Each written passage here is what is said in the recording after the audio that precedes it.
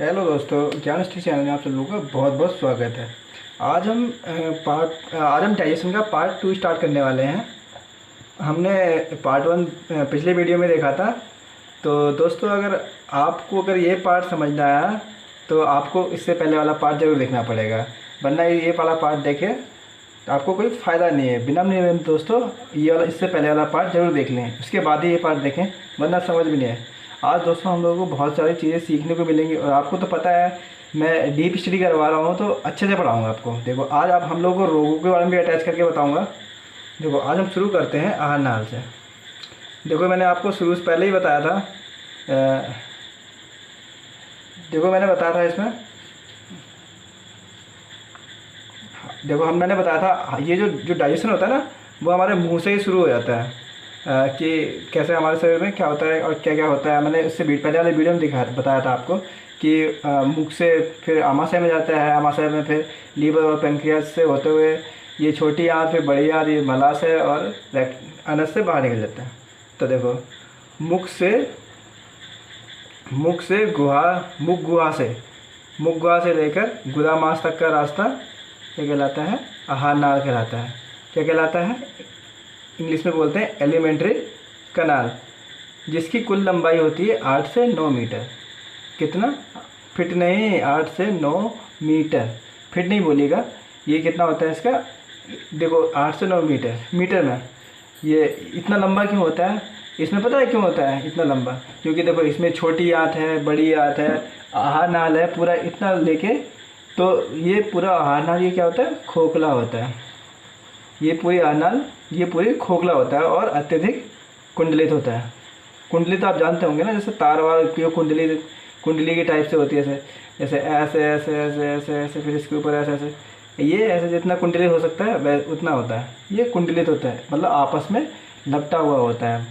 अब देखिए, यह कई ग्रंथियों एवं अंगों से मिलकर बना होता है। मतलब इसमें बहुत सारे ग्रंथि और अंग से मिलकर बना होता है, इसलिए इसे जठरांत्रिय मार्ग कहते हैं। इंग्लिश में देख लीजिएगा, गैस्ट्रो इंस्टेस्टाइनल ट्रैक्ट बोलते हैं, या फिर शॉर्ट में जीआई भी बोलते हैं, जीआई ट्रैक्ट। देखो, यह अग्रलिखित निम्न प्रमुख भागों से मिलकर बनता है। देखो, अगर इन सबको मिला देंगे तो आहार नाल बनता है।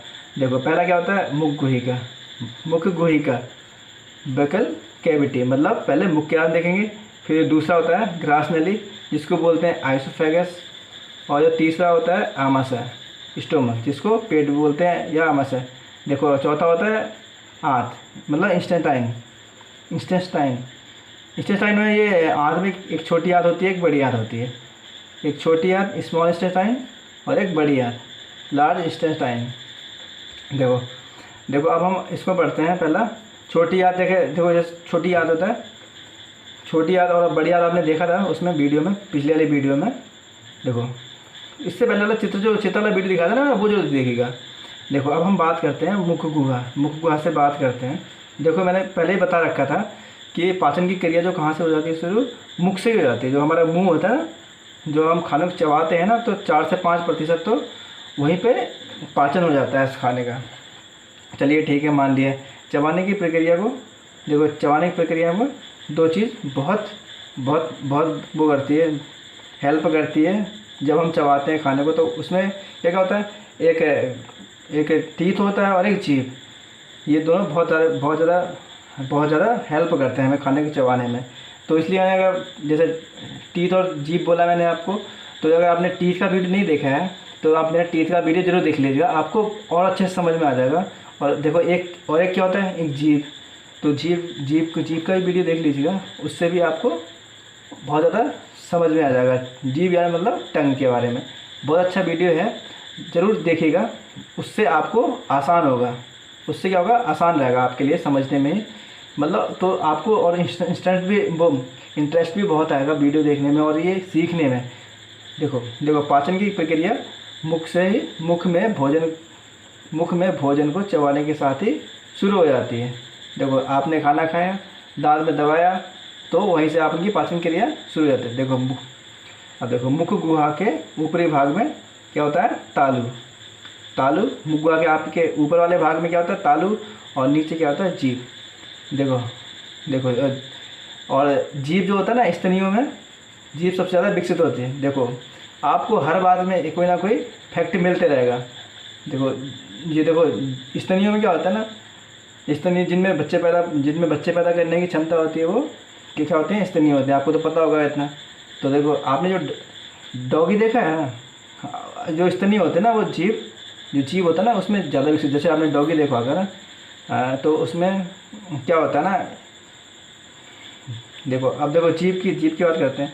यह भोजन को लार में मिलाने तथा दांतों के बीच में लाने में मदद करती है। जीभ क्या करती है हमारा, जो भोजन को लार में मिलाता है और दांतों के बीच में लाने में मदद करती है। जैसे देखो तो क्या होता है ना, इसमें हम लोग खाना खाते हैं, जीभ भी हमारी हेल्प करती है कि खाने को इधर-उधर करने में, जिससे हम लोग खाना खा पाते हैं। और फिर ये उसी से वो जीभ से ही एक कुछ वो निकलती हैं, लार निकलती है, उससे खाना क्या होता है लसलसा हो जाता है। और उसी लसलसे की वजह से हमारा खाना पेट के अंदर जाता है, आहार नाल से होते हुए अंदर जाता है। अगर देखो जीभ ही नहीं होती हमारी तो हम लोग खा भी नहीं सकते थे, इधर उधर भी नहीं कर सकते थे, और लार की वजह से ही हमारा खाना भी अंदर नहीं जाता, क्योंकि लार ही नहीं निकलती तो हम लोग अंदर नहीं जाता। इसलिए जीभ का काम क्या है, खाने को अंदर पहुंचाना, लार निकल। देखो जीभ की ऊपरी सतह पर खुरदरी होती है। आपने देखा होगा, या फिर शीशा लेके देख लीजिएगा अपने शीशे में, क्या होता है, शीशा लेके बैठ लीजिएगा, देख लीजिएगा, एक खुरदरी सतह होते हैं। देखो ये जो स्वाद कलिकाएँ होती हैं ना, ये क्या होती हैं, खुरदरी सतह क्या कहलाती हैं, स्वाद कलिकाएँ कहलाती हैं। तो ये हमारे शरीर में लगभग ये स्वाद कलिकाएँ 9,500 स्वाद कलिकाएँ हैं हमारे जीभ के अंदर। देखिए मैंने आपको जीभ में बहुत डिटेल से पढ़ाया है, आप जीभ का वीडियो जरूर देखेगा। आप देखो आगे देख लेते हैं। देखो जीभ में दो प्रकार की ग्रंथियाँ होती हैं। देखो जीभ में मैंने पढ़ाया था, तो उसमें जीभ है, देखो जीभ है, इसमें कितने शब्द हैं, 2 शब्द हैं। तो इसमें तो 2 प्रकार की ग्रंथि होती हैं। देखो इसमें क्या है, एक है सीरमी ग्रंथि, और एक दूसरी है श्लेष्मी ग्रंथि। आप ना इंग्लिश वाले टर्म को याद कर लीजिएगा, इंग्लिश में थोड़ा इतना कठिन लगता है। आप जब इंग्लिश वाला अगर याद कर लेंगे ना तो ये बहुत आसान है। देखो एक सीरस ग्लैंड और एक म्यूकस ग्लैंड, ये हमारी जीभ में होती है, दो ग्रंथि। और देखो अच्छे से याद करोगे ना तो आपको याद रहेगा। ये इंग्लिश में याद कर लीजिएगा तो ये आपको बहुत ज़्यादा हेल्प करेगी। देखो मुंह में लगभग 600 लार ग्रंथियाँ होती है। ये लार ग्रंथियाँ कितनी होती हैं, 600 लार ग्रंथियाँ होती हैं। देखो जिनमें से 3 जोड़ी प्रमुख लार ग्रंथियाँ होती है जो हमें जाननी है यहाँ पे। देखो 600 लार ग्रंथियाँ होती है कम से कम, और हम लोगों को अभी कितनी जाननी है, बस 3 जाननी है। देखो पहली क्या होती है, पैरोटिड ग्रंथि, और दूसरी क्या है, सबलिंगुअल ग्रंथि, और तीसरी है सबमैंडिबुलर। देखो पैरोटिड, सबलिंगुअल और मैंडिबुलर। ये जो पैरोटिड होती है ना, ये देखो ये पैरोटिड है, ये सबसे बड़ी ग्रंथि है, पैरोटिड। देखो पैरोटिड मतलब जिसके पास पैर है चलने के लिए, तो वो क्या है, सबसे बड़ी। और ये सबमैंडिबुलर क्या है, सबसे छोटी है, और ये सबलिंगुअल ये बीच की होती है, मतलब मीडियम होती है। देखो पैरोटिड हम लोग ऐसे आराम से ऐसे याद नहीं कर सकते हैं, तो पैरोटिड याद करने का तरीका बता देता हूँ। देखो ये कितना होता है, 2 जोड़ी होती है पैरोटिड। देखो मतलब 1 जोड़ी है, मतलब दो होती हैं। ये देखो ठीक हमारे कान के नीचे पाई जाती है ये पैरोटिड। जैसे ये पिन्ना होता है ना कान का, और तो उसके नीचे यहाँ पे होती है। जैसे इस राइट साइड कान है तो यहाँ पे इसके नीचे, तो ये कितनी होती है, 1 जोड़ी पैरोटिड ग्रंथि, मतलब एक इस कान में एक इस कान में, तो कितनी होगी, 1 जोड़ों में, या फिर दोनों कान के नीचे एक दोनों का। तो लेकिन इससे क्या, लेकिन दोस्तों होता क्या है, कभी कभी हमारे शरीर में वायरस की वजह से ये पैरोटिड ग्रंथि सूज जाती है। ये वायरस की वजह से हमारे शरीर में ये पैरोटिड ग्रंथि फूल जाती है, जिसकी वजह से मनुष्य में गलसुआ नामक रोग होता है। कौन सा रोग, गलसुआ नामक रोग होता है, जिसको हम इंग्लिश में क्या बोलते हैं, मम्स भी बोलते हैं। देखो कई लोग को आपने देखा होगा, ये जबड़े के पास में या कान के नीचे ऐसे बड़ा सा फूल जाता है, तो वही क्या होता है, गलसुआ रोग कहते हैं, या फिर मम्स होता है। वो किसकी वजह से होता है? वायरस की वजह से होता है, जिसमें पैरोटिड ग्रंथि सूज जाती है। या फिर इंग्लिश में या फिर या ये एग्ज़ाम में ऐसे क्वेश्चन आता है कि गलसुआ नामक रोग किसकी वजह से होता है, जो किसकी वजह से? वायरस की वजह से, या फिर बैक्टीरिया की वजह से, या फिर जीवाणु की वजह से। ऐसे ऑप्शन आते हैं। तो उसमें क्या होता है आपको, ये वायरस की वजह से। इसमें क्या होता है ना, क्या होता है, ये पैरोटिड ग्रंथि सूज जाती है इसी कारण। इसी के ऊपर देखो, जीभ में तो हमने देख लिया 600 लाल ग्रंथियाँ होती हैं, 9500 स्वाद कलिका, 9500 स्वाद कलिकाएँ हैं। तो ऐसा सारे स्वाद बताएंगे ना जो स्वाद कलिकाएँ हैं। तो देखो, अब हम याद रहेगा ना आपको ये चीज़, गलसुआ नामक रोग, जिसमें क्या होता है, वायरस की वजह से पैरोटिड ग्रंथि सूज जाती है। और जो सबलिंगुअल है और सबमैंडिबुलर है, ये दोनों निचले वाले जबड़ों के पास में पाए जाते हैं। निचले जबड़ों के पास में पाई जाती है हमारे मुख में, निचले जबड़ों के पास में। देखो, मनुष्य में सामान्यतः दिन भर में 1 से 1.5 लीटर लार बनता है। कितना बनता है? कितना बनता है? 1 से 1.5 लीटर लार बनता है हमारे रोज़ शरीर में। दिन भर में 1 से 1.5 लीटर लार बनता है। देखो, इतना तो हम खा भी नहीं पाते हैं, या फिर इतना हम पानी भी नहीं पीते हैं, तो इतना लार बनता है हमारे शरीर में। देखो, इसमें लार में देखो, लार कैसे बनता है? इस लार का पीएच कितना होता है? 6.5 से लेके 6.8 होता है। याद रहेगा ना आपको कि इसका पीएच मान 6.5 से 6.8 होता है। 6.8 तक होता है। ओके। देखो, अब इस लार में क्या क्या होता है? इस लार में देखो, इस लार में अगर हम बात करते हैं तो 99% जल होता है। जल 99% जल। और देखो, जो लोग पानी नहीं पिएंगे तो उसके शरीर में पानी कमी हो जाएगी, और पानी कमी से आपके शरीर में लार भी ठीक ढंग से नहीं बन पाएगी। तो क्योंकि लार में 99% तो पानी होता है, जल होता है। तो पानी नहीं होगा तो लार कैसे बनेगा? तो लार कब बनेगा? जब हम पानी पिएंगे। देखो, इसलिए जिस वजह से हम लोग, अगर पानी की कमी होगी तो जिस वजह से हम लोग क्या होगा, हम खाना खाएंगे, हिचकी आ जाएगी, तो लार ही नहीं बन रही, और ये है ही नहीं जब पानी, तो हम लोग कभी हिचकी आएगी। तो हिचकी जैसे कभी हिचकी आती है हमारी, तो हम हिचकी क्या करते हैं? जब हिचकी आती है तो हम लोग क्या करते हैं? पानी पीते हैं, जिससे पानी क्या करती है? लार बनाती है, और हम लोग ये हिचकी बंद हो जाती है।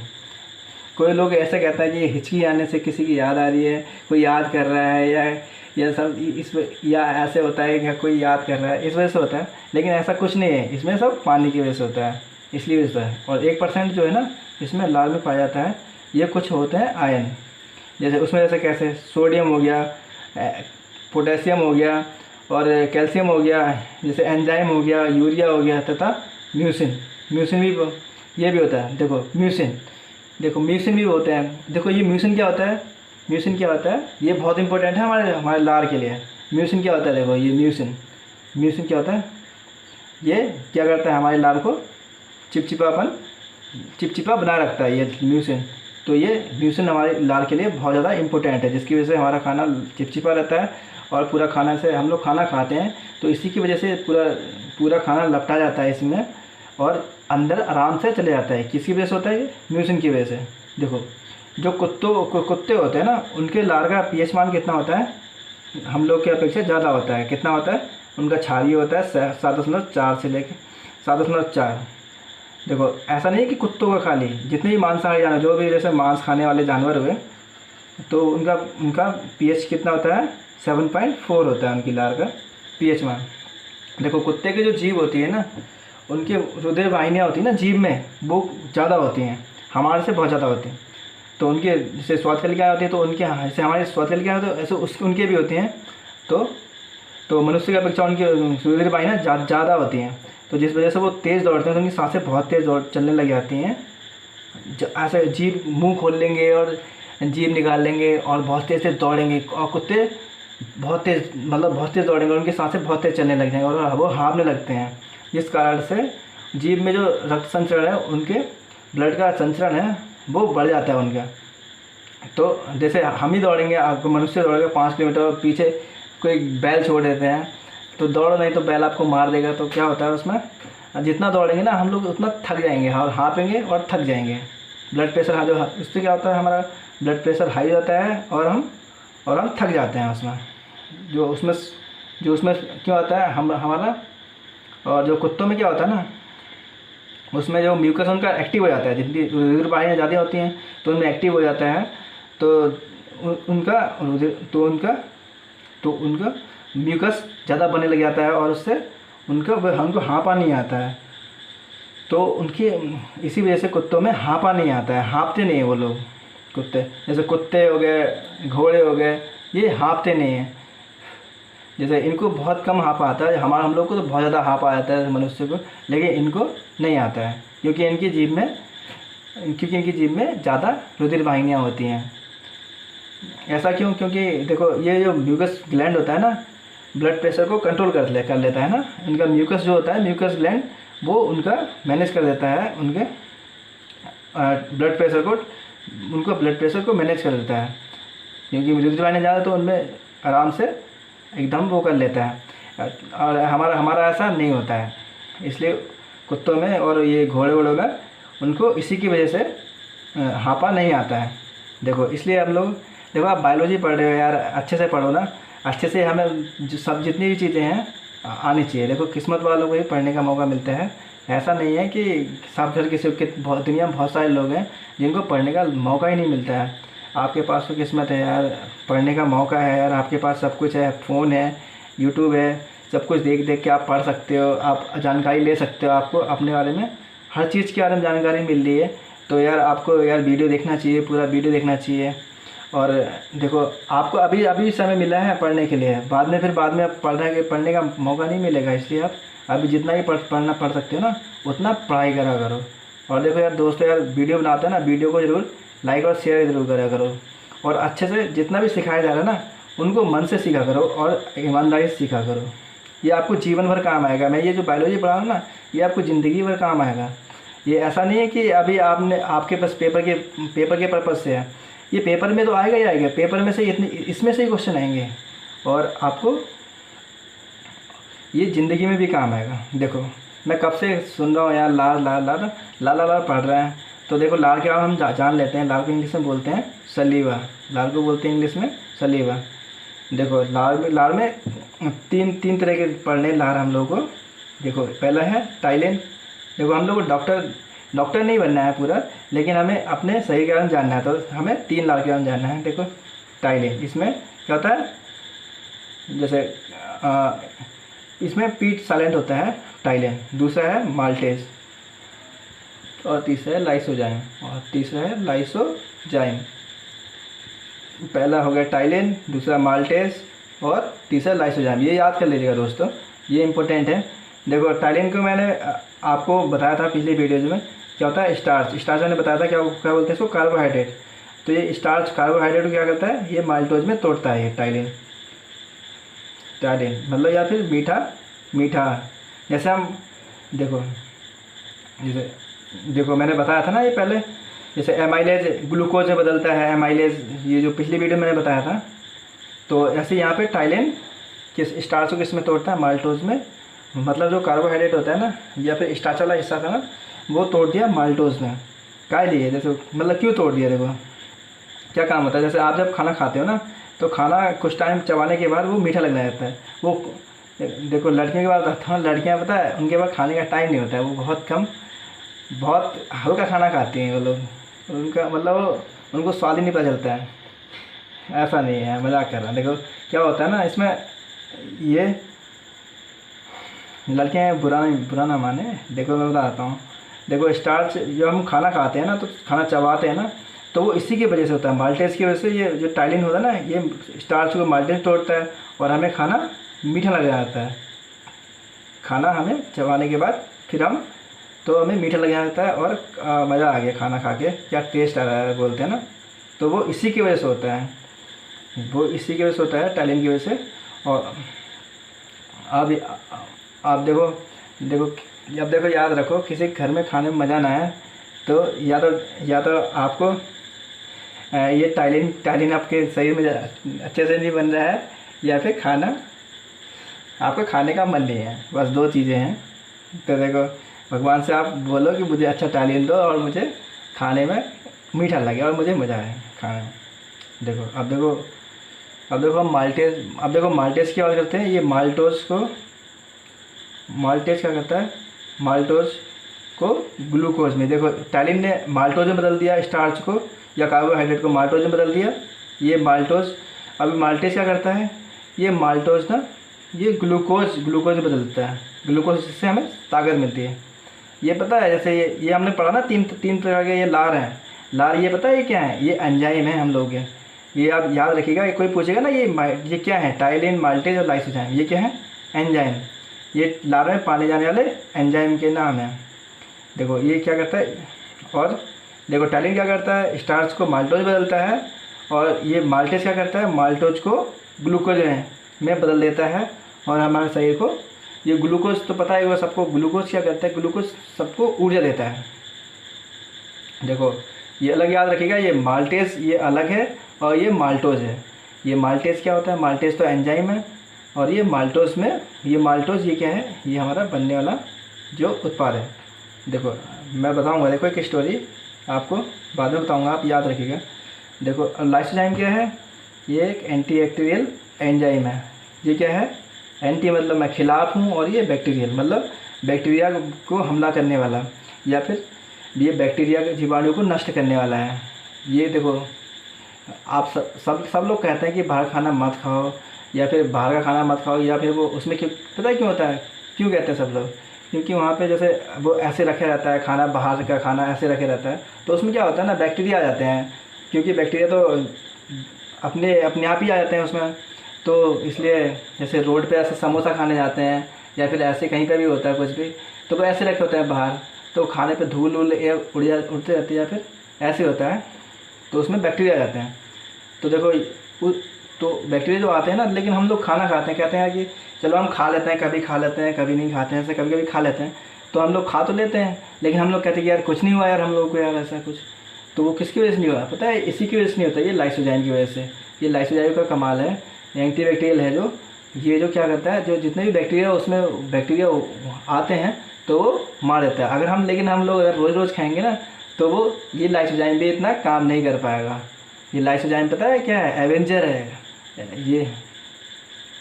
ये एवेंजर है हमारे शरीर के लिए, जो अच्छे ये एंजाइम है। देखो तो आजकल पता है क्या हो गया, जब हम लोग रोज़ खाते रहते हैं, तो पता है क्या होता है उसमें, इतने ऐसे बैक्टीरिया हो जाते हैं कि वो सोचते हैं कि यार ये अब लाइसोजाइम हमको नहीं मार पाएगा, इसलिए आप लोग कभी कभी खा लेते तब तो ठीक है, बैक्टीरिया मर जाएंगे। लेकिन अगर हम रोज़ खाते रहेंगे तो वो बैक्टीरिया जान जाएंगे ये हमें अब नहीं मार पाएगा, इसका इलाज क्या है, इसलिए हमें रोज़ कभी नहीं खाना चाहिए। लेकिन अभी मैं आगे बताऊंगा, अभी आगे अच्छे और अच्छे एंजाइम पड़ेंगे अभी, जो इनको मारने के लिए। जैसे पैंक्रियाज के पास जाएंगे ना, वहाँ पे बाइल जूस से मुलाकात होगी ना, और वहाँ पे जैसे अभी और जैसे हाइड्रोक्लोरिक एसिड मिलेगा, अभी बहुत सारी चीज़ें मिलेंगी जो बैक्टीरिया के लिए बहुत हानिकारक, ये बैक्टीरिया को मारता है। अभी मैं बताऊँगा, मैं अभी आपको अच्छे से बताऊँगा आगे, आप देखते रहिएगा, पढ़िए, आराम से सीखते रहिए। देखो अगर हम ज़्यादा बैक्टीरिया वाला सामान खा लेंगे ना, तो आपको पता है क्या हो जाता है, पेट में कीड़े उड़े हो जाएंगे या कुछ हो जाएंगे। तो फिर आप जब कीड़े उड़े की दवाई खाएंगे, या फिर कुछ एंटीबैक्टीरियल दवाई खा लोगे, या फिर जब जैसे ये आप अगर ज़्यादा बैक्टीरिया हो जाएंगे, आपका पेट में दर्द करेगा, कीड़े हो जाएंगे आपके पेट में, तो आप जाओगे डॉक्टर के पास, तो वो आपको एक ये दे देगा, एंटीबैक्टीरियल दवाई दे देगा, और आपका पेट सही हो जाएगा। देखो ये लाइसोजाइम पता है, और हम लोग को वहाँ तो मिलता ही यहाँ पे। तो दोस्तों ये लाइसोजाइम पता है कहाँ, ये आंसू में भी पाया जाता है, और लार में भी पाया जाता है, और ये पसीने में पाया जाता है। ये देखो आंसू, जैसे हम लोग कभी कीड़ा पड़ जाता है ना आँख में, तो वो मर जाता है, तो ये इसी की वजह से होता है ऐसे।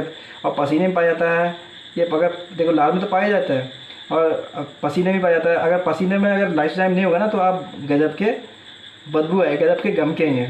जैसे ये क्या होता है, पसीने में होता है ना, तो ये बैक्टीरिया को मार देता है, और ये हमारी जो बदबू होती है वो कम। देखो दोस्तों मैंने पढ़ा तो दिया था यार, लेकिन वीडियो थोड़ा वो हो गया था, पता नहीं क्या हो गया, तो मैं आपको फिर से पढ़ाता हूँ। देखो अब देखिए, मैंने आपको बताया था पीछे कि माल्टेज, मैंने यहाँ पर दिखाया था, बताया कि माल्टेज क्या है, कि स्टोरी बताऊँगा मैं। देखो अब मैं आपको बताता हूँ माल्टेज क्या। देखो लाइसोजाइम से पता है, लाइसोजाइम से वो आता है, क्वेश्चन आता है एग्ज़ाम में। देखो लार में कौन सा पाया जाता है, लाइसोजाइम। पसीने में कौन सा आता है एंजाइम होता है? लाइसोजाइम। आंसू में वो वहाँ पे आँख में कौन सा होता है? तो लाइसोजाइम आंसू में। देखो ये देखो माल्टेज पता है क्या करता है? माल्टेज तो माल्टोज को ग्लूकोज में बदलता ही बदलता है, तो ग्लूकोज में बदलता है, लेकिन इसके अतिरिक्त पता है क्या करता है माल्टेज? माल्टेज में इसके अतिरिक्त माल्टेज में सीरमी ग्रंथियाँ पाई जाती हैं जिससे कुछ मात्रा में लाइपेज। देखो ये नहीं, सीरमी ग्रंथियों से क्या होता है? लाइपेज नामक एक एंजाइम स्रावित होता है। ये दूसरा एंजाइम भी स्रावित करती है, क्या इसका क्या नाम है? लाइपेज। जो कि लाइपेज क्या करता है? भोजन में उपस्थित वसा को बसी अम्ल में पड़ते हैं। ये वसा को बसी अम्ल में कौन परिवर्तित करता है? ये लाइपेज करता है, ये लाइपेज। देखो हम लोग इसमें क्या पढ़ रहे हैं, मतलब माल्टेज क्या करता है? देखो जो कार्बोहाइड्रेट और स्टार्च वाला पार्ट है ना, उसको तो पाचन कर ही रहा है, लेकिन इसके साथ पता है क्या करता है? ये वसा वाले पार्ट को भी ये क्या कर रहा है? बसी वाले अम्लों को भी बदल रहा है। वसा वाले पार्ट को भी बसी अम्लों, मतलब उनको ही पाचन कर रहा है। देखो मतलब ये पता है क्या हो गया? एवेंजर है ये, एवेंजर। देखो पहला क्या है? टाइलिन एवेंजर, टाइलिन, माल्टेज और तीसरा क्या है? तीसरा लाइसोजाइम। तो हम लोग क्या पढ़ रहे हैं? ये तीन क्या हो गया? ये एवेंजर है, एवेंजर। तीन एवेंजर से मुलाकात होती है हमारे मुंह में पाचन होते समय, खाना खाने के बाद। देखो अब देखो आगे पढ़ लेते हैं। लार में कुछ मात्रा में बाइकार्बोनेट और फास्फेट आयन होता है। ये देखो लार में क्या क्या पाया जाता है? बाइकार्बोनेट और कुछ मात्रा में और फास्फेट आयन पाया जाता है। ये पता है क्या करते हैं?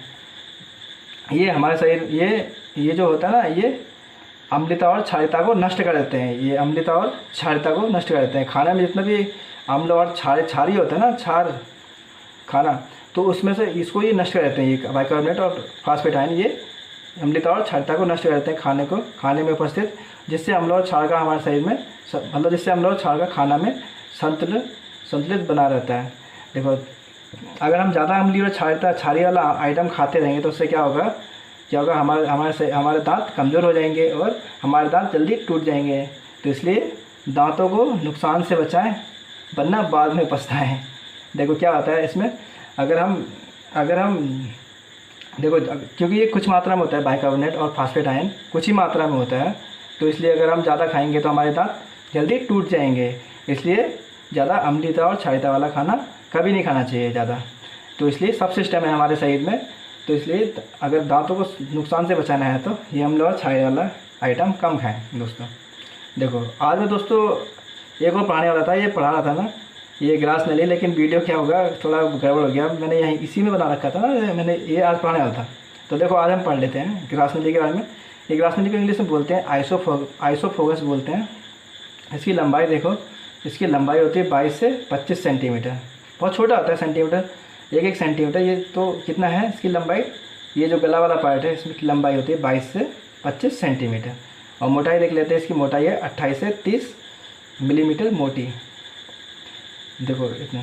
देखो पहले हमने खाने को, देखो इसमें क्या होता है ना, ये आइसोफोगस क्या है? देखो भोजन को, खाना को हमने खाया, मुँह गुहा में लिया, तो इसमें क्या होता है? हमने दांत में लिया, मतलब दांत से चबाया, जीभ से लार के द्वारा, ये क्या होता है यहाँ पे, ये सीधे ये काम लाता है खाने को, खाना को ग्रास नली की तरफ भेजेगा। देखो जहाँ से हमारा ये मुँह गुहा से अंदर ग्रास नली की साइड में लगी होती है ना, तो वहाँ पे क्या होता है? घंटी लगी होती है, टॉन्सिल, जो खिचखिच हम लोग को एडवर्टाइज में दिखाया जाता है, तो खिचखिच वही घंटी, वही वाली घंटी होती है। उसी से फिर वहीं से ये उसको टन लगाते हुए ये ग्रास नली में खाना जाते रहता है। देखो ग्रास नली में दिखा देता हूँ आपको, ग्रास नली में दिखा देता हूँ अभी आपको।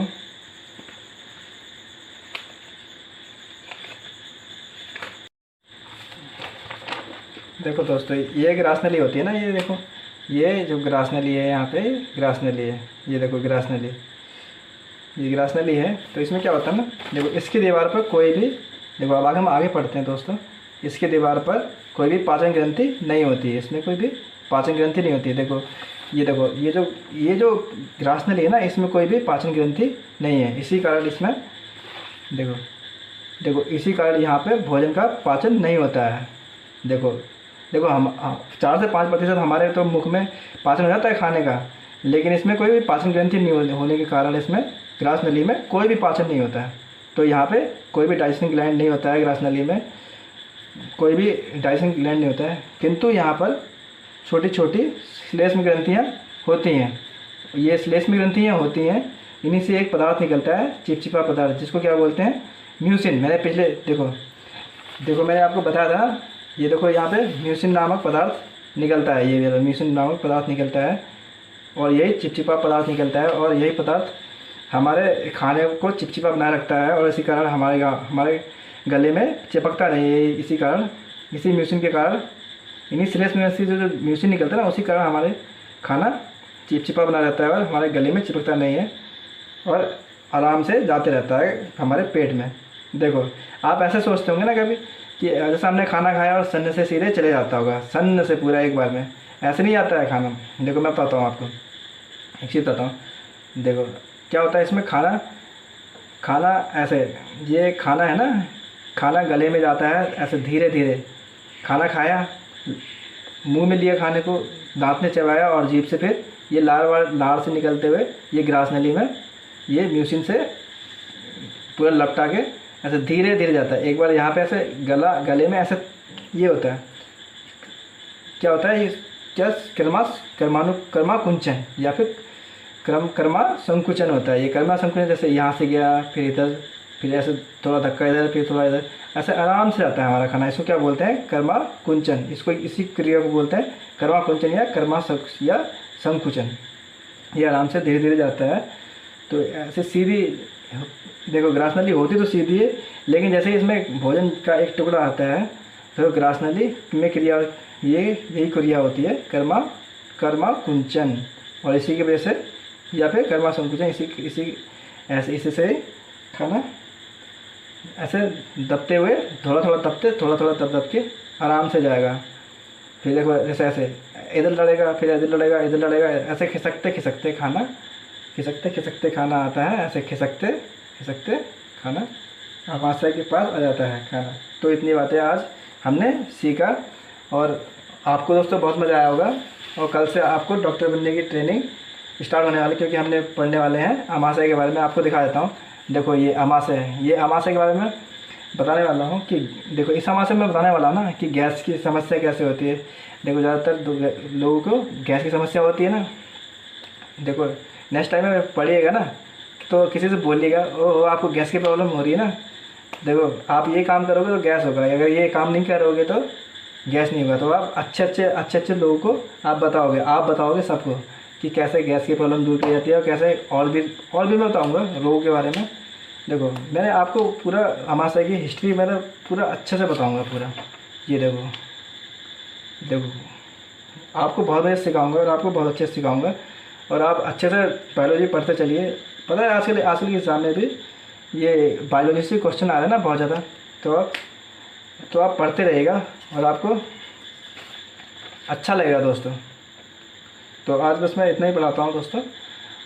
और दोस्तों चैनल को, अगर आपको चैनल अच्छा लगा हो तो चैनल को लाइक शेयर एंड सब्सक्राइब जरूर करिएगा। और दोस्तों वीडियो को ज़रूर पूरा देखे करिए, जिससे आपको कुछ फैक्ट तो मिलते ही हैं। और आपको ये दोस्तों से एक बार अगर समझ में नहीं आता तो 2 बार देख सकते हैं, 2 बार 3 बार ऐसे देखिएगा ना, तब समझ में आएगा दोस्तों। कभी कभी क्या होता है ना, हम लोग को एक बार में समझ में नहीं आता है तो हम लोग छोड़ देते हैं उसको। लेकिन हम लोग को ये अगर आप बार बार देखोगे ना तो बहुत अच्छा लगेगा दोस्तों, आपको बायोलॉजी एकदम अच्छे से समझ में आएगी। तो थैंक यू दोस्तों। देखो दोस्तों हमारे देश में क्या है ना, चिकित्सा की बहुत ज़्यादा प्रॉब्लम है। अच्छे ये वो नहीं मिलते हैं हम लोग को। जैसे कभी भी हमें कुछ रोग होता है, हम लोग को दवाइयाँ नहीं मिलती हैं, फिर अच्छे डॉक्टर्स या फिर कहीं पे हम जा नहीं पाते हैं। तो हमारे देश में बहुत सारी समस्याएं हैं तो ये पता है दोस्तों, ये कोचिंग है या फिर कुछ भी है, ये सब व्यवसाय के रूप में बदल गई है ना। तो आपको दोस्तों अगर ये जानकारी ले लोगे ना, आपको खुद आपको आता होगा तो आप अपने रोगों को खुद ब खुद पहचान सकते हो। इसलिए आपको दोस्तों बायोलॉजी पढ़ना ज़रूरी है और इसको बायोलॉजी आपको आनी चाहिए। बायोलॉजी आने से आप अपने रोगों को भी दूर कर सकते हो दोस्तों अपनी लाइफ में भी। थैंक यू दोस्तों।